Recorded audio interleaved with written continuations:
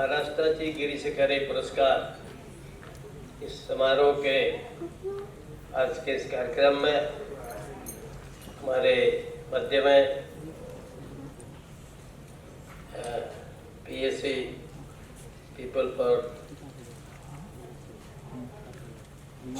Art centre है, peoples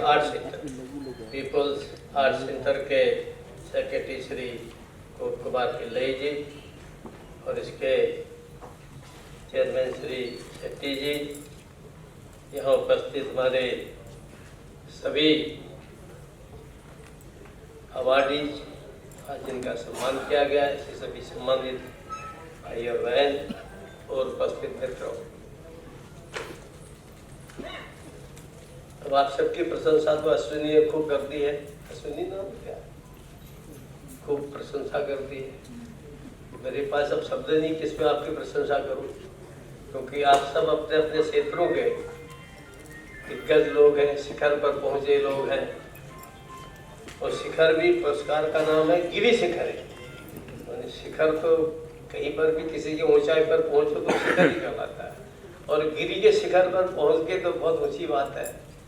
और जो लोगों को यहाँ पर बुलाया, आपको सम्मानित किया गया, निश्चित रूप से not only Maharashtra but all of the country should be proud of you all. हमारे पूरे देश को गर्व होना चाहिए, और सचमुच देश आप जैसे लोगों से ही बनता है। हर एक क्षेत्र में हम कभी कभी क्या करते हैं कि कुछ लोग देशों क्षेत्र में जाते हैं, विशेषता प्राप्त नहीं करते, परंतु कुछ लोग किसी विशेष क्षेत्र में जाते हैं, चाहे खेती का हो, बागवानी का हो, संगीत का हो, नृत्य का हो, और अनेक चीजें हैं, किसी इंजीनियरिंग का हो, डॉक्टरी पेशे का हो, किसी भी क्षेत्र में जाए, या सामाजिक सेवा का हो। सामाजिक सेवा भी बड़ा क्षेत्र है, तो उस क्षेत्र में बहुत से लोग लगे रहते हैं, और some people set example for that। उनमें से कुछ लोग ऐसे होते हैं जो एक उदाहरण स्वरूप बन जाते हैं, एक आइकन बन जाते हैं। और ऐसे जिन जिन क्षेत्रों का भी यहाँ पर वर्णन किया गया, हमारी संचालिका बोल रही थी, तो आप उस क्षेत्र के सभी विशेषज्ञ हैं, सबने उस क्षेत्र में एक ऊंचा नाम कमाया है, आप सब ने प्रसिद्धि प्राप्त की है।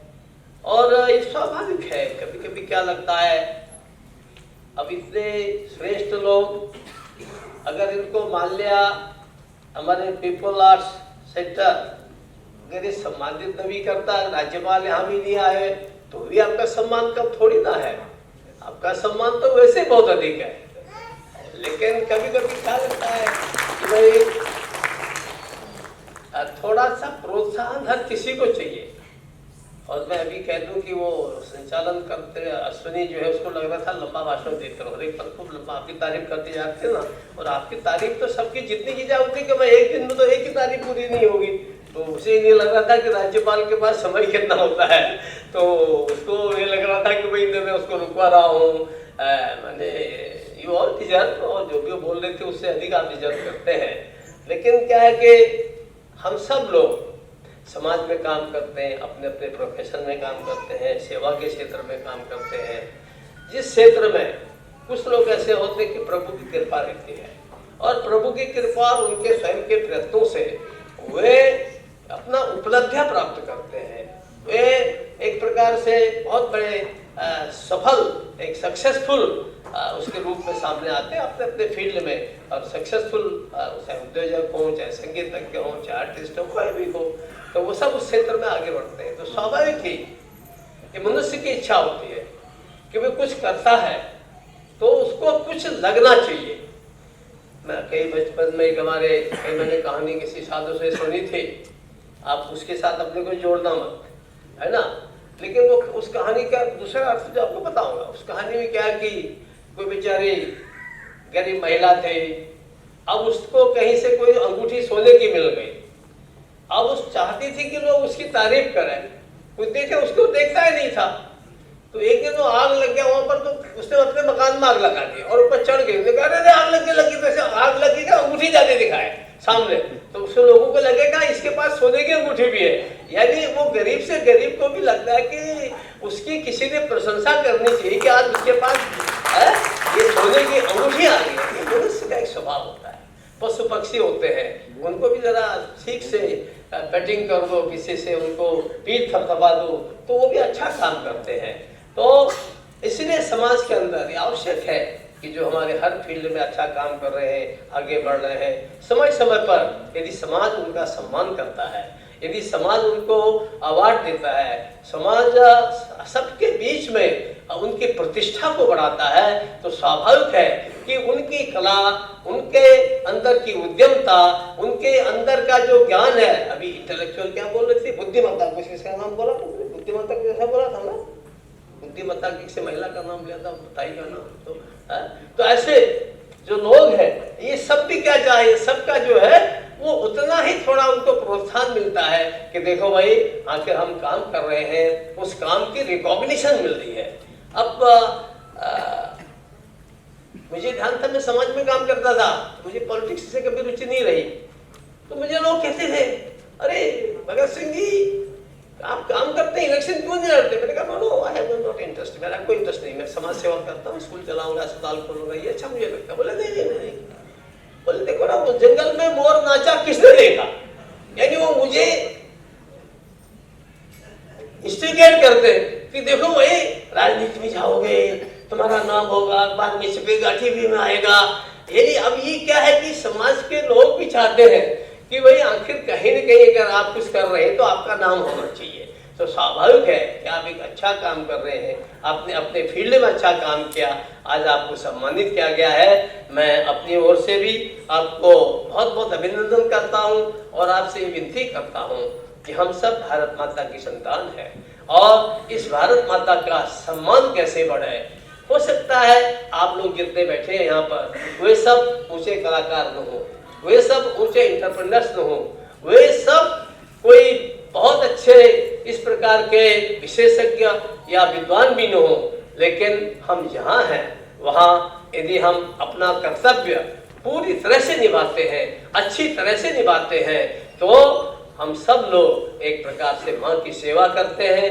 हमें शायद मंच पर न बुलाया जाए, परंतु कहीं न कहीं मैं तो कहता हूँ कि आप लोग यहाँ आए और ये भी आपका सम्मान है। और इस सम्मान के नाते से अगर मान लिया केवल इतने ही लोग आते जिनको हम सम्मानित कर रहे हैं, तो ये थोड़ी लगता कि भाई यहाँ कुछ हो रहा है। तो इसके माने है कि हम सब लोग इस सारे सम्मान के सहभागी हैं और हमारा एक प्रयास होना चाहिए। हम जिस फील्ड में काम कर रहे हैं, जहाँ भी हम काम कर रहे हैं, चाहे छोटा काम करें, बड़ा काम करें, उसको लगन से करना चाहिए, परिश्रम से करना चाहिए। और करना चाहेंगे तो निश्चित रूप से अब एक तबला वादक जी को आपने बुलाया, अब सभी तबला वादक उतना ही फर्स्ट क्लास आ जाए ऐसा जरूरी नहीं है, परंतु कुछ तो होगा ना। फर्स्ट क्लास नहीं आओगे, सेकंड तो आओगे, सेकंड नहीं थर्ड तो आओगे, कुछ तो आओगे। अगर कुछ करोगे नहीं तो क्या होगा? इसलिए जो कला भगवान ने दे रखे है, जो टैलेंट हमको भगवान ने दे रखा है, कोई हर एक कोई भी टैलेंट भगवान नहीं देखा, हर एक को अलग अलग टैलेंट मिलता है, हर एक को अलग अलग गुण मिलता है। उस गुण का हम कितना विकास कर सकते हैं, किसको हम परिपक्वता की ओर ले जा सकते हैं, ये परम आवश्यक है। और उस दिशा में आप सब लोगों ने अच्छा काम किया और उस अच्छे काम के लिए, श्रेष्ठ काम के लिए, स्मरणीय काम के लिए आज के इस अवसर पर हमारे पीपुल्स आर्ट सेंटर ने स्वागत समारोह रखा। मैं पीपुल्स आर्ट सेंटर के पिल्लई जी का और मिस्टर शेट्टी, सब लोगों का, इनकी टीम का भी अभिनंदन करता हूँ कि सचमुच अच्छे लोगों को पहचानना और उनके मंच पर लाना, उनको सामने, जनता के सामने लाना, ये भी परम आवश्यक है। इसके कारण से लोगों का उत्साह बढ़ता है, प्रोत्साहन मिलता है, काम आगे बढ़ता है। आज देश को इस सब की आवश्यकता है। प्रधानमंत्री जी बार बार इसी बात पर कहते हैं कि भाई देखो हमको आत्मनिर्भर होना है। तो आत्मनिर्भर केवल इंडस्ट्री या केवल कृषि के क्षेत्र में नहीं है, अगर हम लोग खेल के मामले में भी आत्मनिर्भर हो जाए। अब तो अभी फुटबॉल वालों का यहाँ पर स्वागत किया गया। अब कभी कभी कितना खराब लगता है कि हमारे इतना बड़ा देश है और ओलंपिक में मुश्किल से 7 अगर वो मिल गए, पदक मिल गया, तुमको बड़ा भारी लगता है कि हो गया। अगर हम इसलिए हर फील्ड में हम कैसे अपना देश का सम्मान, आप केवल अपने ही आनंद नहीं ले रहे, आपके अच्छे काम से सारे देश का सम्मान बढ़ता है, देश का, दुनिया में देश का नाम ऊंचा होता है। इसलिए उस दिशा में हम सब लोग और प्रयत्न करेंगे, अपनी प्रतिभा को और दिखाएंगे, ताकि देश और दुनिया के सामने आप सब अपने परिवार का और इस देश का नाम ऊंचा कर सकें। मेरी शुभकामना आपके साथ है। मैं आप सबका फिर से बहुत बहुत अभिनंदन करता हूं और कमेटी वालों को, मैं संगठन को अपनी ओर से बहुत आभार प्रदर्शन करता हूं। बहुत बहुत धन्यवाद।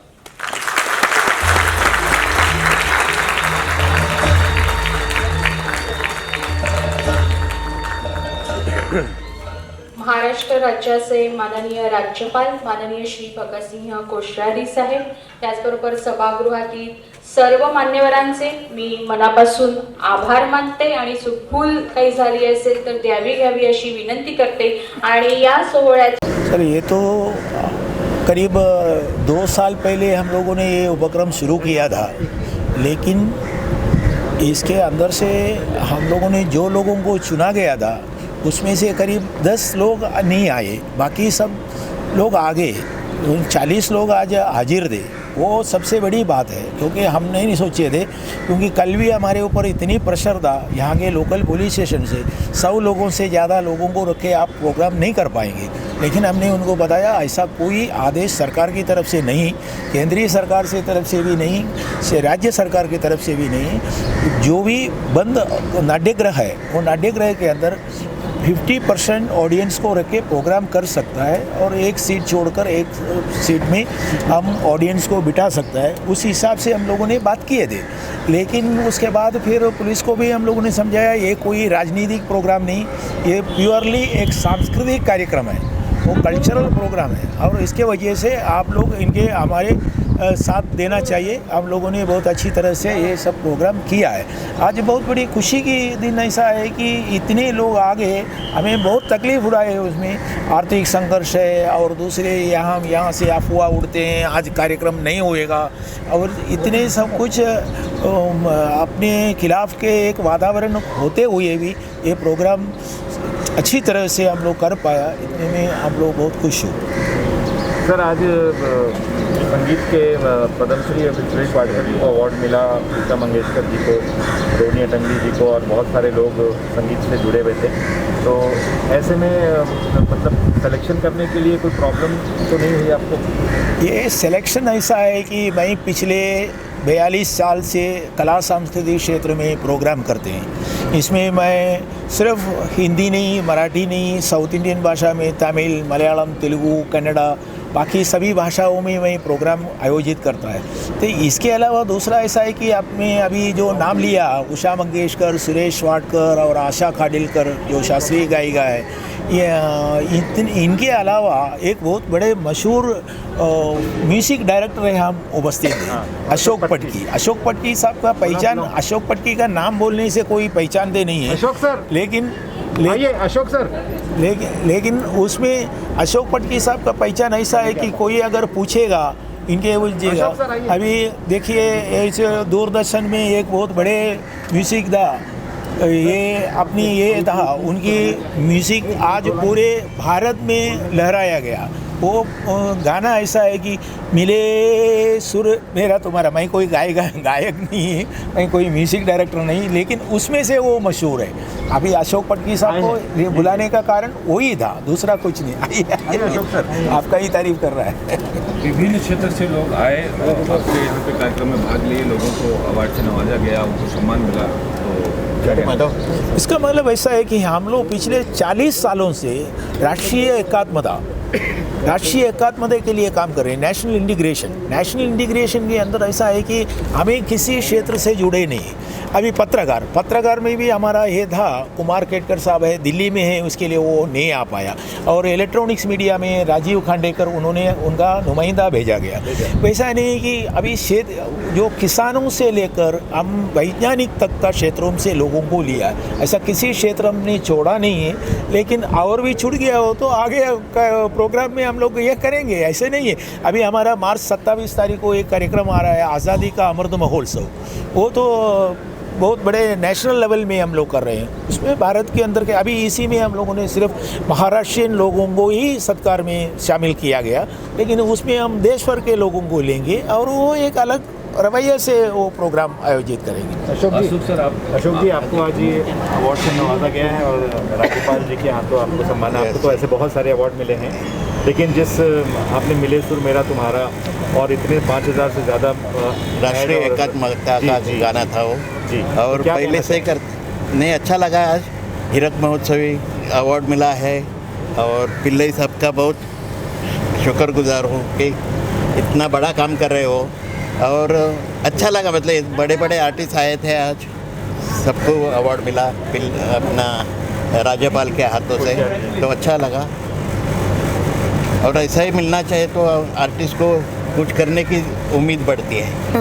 अवार्ड से तो हमेशा प्रोत्साहन ही मिलता है, क्योंकि जो आप काम करते हो उसकी वो एक तरह से दाद होती है। और पीपल्स थिएटर वाले ये मेरे ख्याल में पी के रविंद्रन जो नेहरू सेंटर में थे, या उनको भी मैं अच्छी तरह से पहचानती थी। तो इन्होंने जो ये काम किया है और 1000 से ऊपर इनके ऐसे इवेंट्स हुए हैं और बहुत अच्छा इवेंट हुआ है। और सराहना किसको अच्छी नहीं लगती, और मुझे भी अच्छी लगती है। और ये जो ट्रॉफ़ी है वो मेरे ड्राइंग रूम में मध्यम स्थान जो होता है सेंटर में रहेगी मेरे ड्राइंग रूम में, और बहुत अच्छा लगा। अब क्या कहूँ मैं और कुछ कह नहीं सकती, लेकिन अगर हम लोग जल्द देखेंगे जी हाँ, देखते तो रहेंगे, जब तक हूँ तब तक आप देखते रहेंगे। ऐसी कोई बात नहीं है कि मैंने कोई रिटायरमेंट की सोची हो, और कलाकार को रिटायरमेंट होती नहीं है। और अगर काम नहीं कर सकी तो बैक स्टेज भी करूँगी, लेकिन कुछ तो करूँगी ही थिएटर में। और बहुत अच्छा लग रहा है और क्या कहूँ। और इससे अगर ऐसे अभी कोश्यारी जी ने कहा कि इंस्पिरेशन मिलता है, अगर वहाँ पे उनको मिला है तो मैं भी कभी ऐसा अवार्ड जीतूँगा, ऐसा अगर किसी ने सोचा तो ये हमारी भी जीत है, उनकी भी जीत होगी। धन्यवाद। नया साल आ रहा है, बस नए साल की विश देते सारे दर्शकों को। नया साल अभी 5 दिन बाकी है। 5 दिन बाकी है नए साल के लिए। और नए साल में हमेशा हम एक कोई चीज़ पकड़ के चलते हैं कि ये करेंगे, ये करेंगे, ये करेंगे। अब इस साल तो वो करना ही है। हमेशा ये होता है कि हम डिसाइड करते हैं और कुछ करते नहीं हैं, लेकिन इस साल तो वो करना है। ऐसा ही हम डिसाइड करें तो अच्छा है कि जो सोचेंगे वो करके दिखाएंगे और करेंगे। Thank you. धन्यवाद। मैं 84 में बालचंद्र मेनन के साथ में आपको